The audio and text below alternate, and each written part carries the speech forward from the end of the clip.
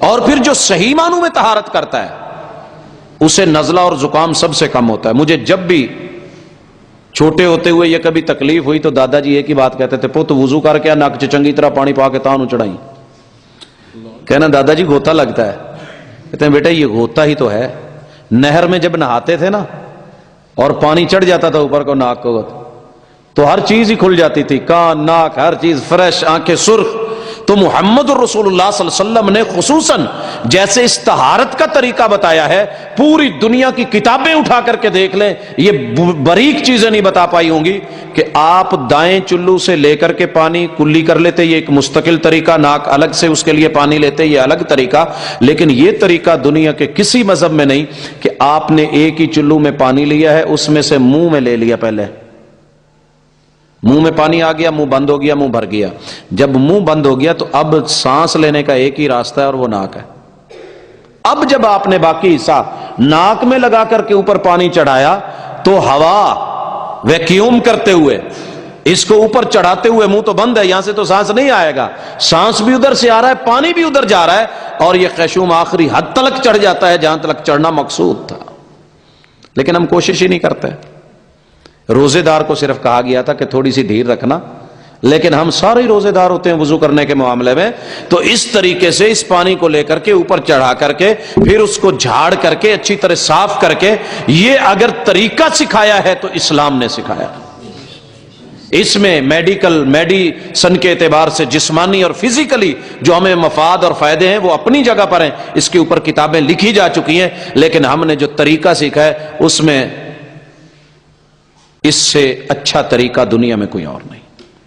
اچھا یہ بھی صاف ہو گئی. اب اس کے بعد چہرہ ہے. اللہ اکبر, پوری دنیا اس وقت چہرے پہ ہی مرتی ہے. سچی بات تو یہی ہے کہ اس چہرے نے بڑے بڑے گل کھلا رکھے ہیں, لیکن مومن کا چہرہ, مومن کا چہرہ. والدہ ساتھ تھی عمرے پہ, میں نہیں چاہ رہا تھا ادھر کوئی بات کروں, لیکن بہرحال چلیں. ایک کالا اور بڑا عجیب و غریب قسم کا حبشی سا وحشی سا تو نماز پڑھ رہا ہے. والدہ کہتی ہے اس کی جلد کتنی چمک رہی ہے تے کالا. میں نے کہا ماں جی بوٹ کو پالش کرواتے ہوئے ہم عام کسی پنجابی سے نہیں کرواتے, کوشش ہوتی ہے کسی پٹھان سے کروائیں. کہندی پتو کیوں؟ میں نے کہا کہ اس لیے کہ وہ بڑی محنت کرتے ہیں, پہلے صاف کرتے ہیں, پھر برش مارتے ہیں, پھر اوپر پالش, پھر اوپر جو ہے کوئی چمکانے والی آئٹم, پھر اس کے اوپر جو ہے برش, پھر اس کے اوپر ایک گدی بنائی ہوتی ہے وہ پھیر پھیر کے, بڑا زبردست. تو یہ بیچارہ جو ہے نا یہ کالا مسلمان ہے, اور یہ دن میں 5 مرتبہ اپنے آپ کو, اپنے چہرے کو دھوتا ہے, اس لیے گلو بھی ہے, چمک بھی ہے. تو مسلمان اپنے چہرے کی طہارت اور پاکیزگی کے لیے اسے جب دن میں 5 بار دھوئے گا تو کیسا رہے گا. راستے میں تھا, عبداللہ بھائی کا فون ہے, میں ایک ہاسپٹل کے اندر تھا, باہر نکلا تو 2 ریڑیاں کنوں کی لگی ہوئی تھی. ایک دے رہا تھا 200 روپے درجن اور دوسرا آوازیں لگا رہا تھا 120 روپے لے جاؤ. میں نے اس کو بھی دیکھا, اس کو بھی دیکھا. اس نے کیا کیا, صاف کر کے, دھو کر کے, چمکا کر کے اوپر ریڈ کلر کی لائٹ لگائی ہوئی, اس کا رنگ مزید نکھر رہا ہے. اور دوسرے نے پتہ نہیں جیسے منڈی سے آئے تھے, باغ سے اترے تھے, ویسے کہ ویسے دڑا لگایا ہوا, لے جاؤ 120 روپے. اب ان کی جلد, اس کے مسام, اس کے اوپر مٹی ہے, ریٹ کم ہے, اس نے دھو کر کے, صاف کر کے, اس کو پاکیزہ کر کے, جھریوں کے اوپر پالش, مزید اس کو رنگ دے کر کے, صبغۃ اللہ ومن احسن من اللہ صبغہ. جب یہ نکلے گا تو اس کی طہارت, پھر اس چہرے کے اوپر کل قیامت کے دن زیور کی طرح چمکتا ہوا نور نہ ہو تو اور کیا ہوگا. خیر یہ وضو تو آپ کو آتا ہے, آپ کہتے ہوں گے اس نے کیا کیا باتیں شروع کر رکھی ہیں, ہم نے تو کچھ اور سننا تھا. آپ نے جو بھی سننا ہے نا اس کے لیے پہلے وضو ضروری ہے. اس لیے اس کے بعد چہرے کو اچھی طرح دھو کر کے, جہاں سے منبت الشعر ہے لا کر کے, آپ ان پٹیوں کے ساتھ لا کے, میں نے دنیا میں صرف مسلمانوں کی داڑھی نہیں ہوتی, سکھوں کی بھی ہے, یہودیوں کی بھی ہے, عیسائیوں کی بھی ہے, مختلف مذاہب داڑیاں رکھتے ہیں, بلکہ جو لوگ اللہ کو نہیں مانتے داڑیاں, ان کی بھی ہم نے داڑیاں دیکھی ہیں. لیکن ان کی داڑھیوں میں اور ہماری داڑھیوں میں فرق بڑا ہے, اللہ کا شکر ہے. یہ وہ داڑھی ہیں کہ جو گرمی میں اے سی کا کام دیتی ہیں اور سردیوں میں ماشاءاللہ ہیٹر کا کام دیتی ہیں. پوچھئے اس سے جس کی داڑھی ہے کہ جب وہ وضو کر کے اٹھ کے خلال کر کے اٹھتا ہے نا، نکلتا ہے، تو کتنی دیر ہوا گزر کر کے ماشاءاللہ دنیا کی کوئی بھی کسی بھی اچھے سے اچھے ایئر کولر کے اندر اتنی مہنگی آئٹم نہیں لگائی ہوگی وہ جالی جتنی اللہ تعالیٰ نے ایک مومن کو یہاں دے دی ہے. پاکیزگی، طہارت، صفائی، خلال، یہ بھی محمد رسول اللہ صلی اللہ علیہ وسلم نے سکھایا. پھر اپنے بازو کو دھونا. اچھا، وضو کرنے والے کی یہ کونی دیکھیے گا اور جس نے زندگی میں کبھی وضو نہیں کیا اس کی کونیوں کو کبھی چیک کر لینا، آپ کو بڑا فرق نظر آئے گا. دایاں بازو، پھر بایاں، اور پھر خصوصاً سر کا مسا. سر کے مسے پہ میری تو زلفیں خراب ہوتی ہیں، میں تو اس لیے نہیں کرتا. ٹھیک ہے نا؟ کچھ لوگ، آپ کو پتہ ہے کہ کچھ لوگ مسا یوں کرتے ہیں، ایک انگلی بھگوئی یہ مسا ہو گیا. یہ باقاعدہ مسلک ہے، ایک گروہ ہے کرتے ہی ایسے ہیں. میرے ساتھ میں ایران کا ساتھی وضو کر رہا تھا، اس نے پورا سارا وضو کر لیا اور آخر پہ جوتا اتارا، پاؤں کے اوپر یوں کیا مسا. میں نے کہا یہ بیچارہ ارجلکم والا ہے.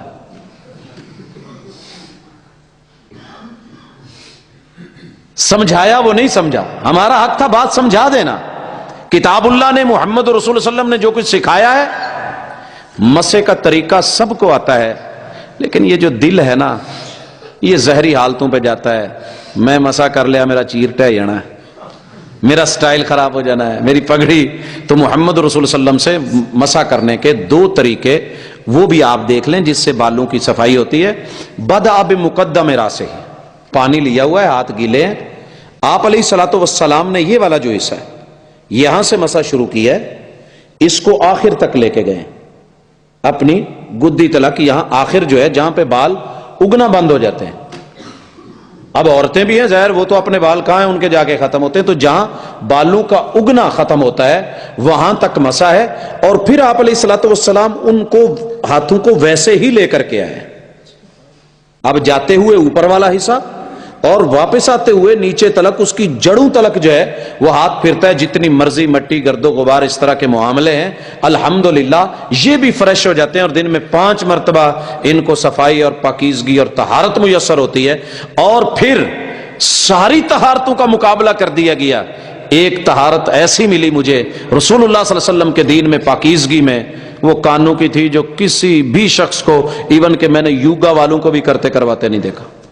اگر کوئی بیٹھا ہو اسے پتا ہو تو میری رہنمائی کر دے، لیکن میں نے کوشش کی، اور وہ ہے کہ یہ انگلی گیلی ہے اور انتہائی باریک بینی کے ساتھ اسے کانوں کے اندر سوراخ میں لگا کے، بڈ ملتے ہیں نا چائنا والے، وہ اوپر روئی لگی ہوتی ہے، وہ اندر تک چلے گئے وہ تو کر لے، لیکن یہ والے حصے پورے کے پورے گھما کے جہاں جہاں اس کے جو درزیں اور دراڑیں اللہ نے بنا ڈالی ہیں کتنی عمدگی کے ساتھ اس کو لکھ کے باہر، پھر پیچھے سے انگوٹھوں کے ساتھ اس کو مکمل کر دیا گیا.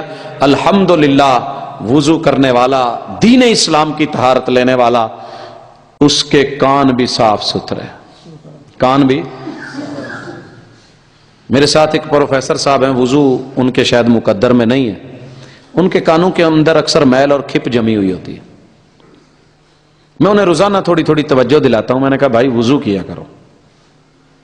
ایک دن غصے میں آ گئے، مجھے کہنے لگے تیرا مطلب کیا ہے، کیا آکھنا کیا چانی میں کو دیرا غازی کھاں کیا میں کو کہاں تو وضو کروائی کھڑی ہے جیڑے ویلے مل دیا کہ وضو کی تکا. میں پھر چپ ہو گیا. میں نے کہا یار میں نے غلط تو نہیں کہا، تو وضو کیا کر.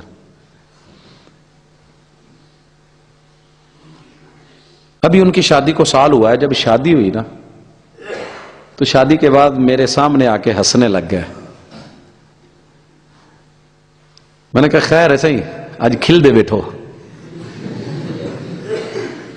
اونچی اونچی مسکرانے لگے، کہکا لگا کے کرسی پہ پیچھے گئے. تو میں نے کہا ابا کھیل لے، شوگر ملے، خیر ہے آج بہت خوش بیٹھے ہوئے. تو کہنے لگے یار جو بات تو مجھے کہتا تھا نا مجھے سمجھ نہیں آتی تھی، میری کل بیوی نے کلاس لی ہے.